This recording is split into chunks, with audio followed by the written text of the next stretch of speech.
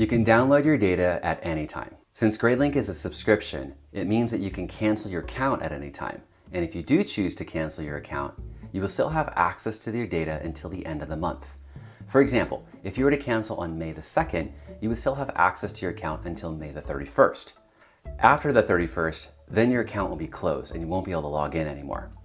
We'll keep your data for one more month just in case you change your mind. But the following month, your data will be permanently deleted. So make sure you download your data before you cancel.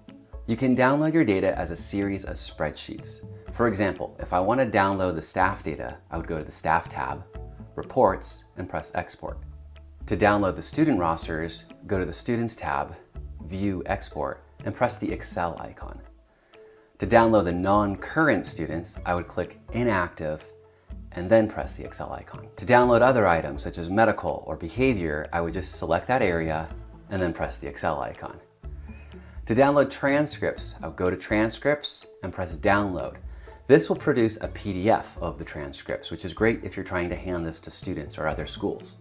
To download the transcripts as a spreadsheet, press Export. You can also download other types of data, such as financial records, admissions, attendance, and other things. Thank you for watching. I hope this guide has made the process clear and straightforward. Remember, you have control over your subscription and you can always download your data at any time. If you have any further questions, our support team is always ready to help. Thank you again for choosing Gradelink.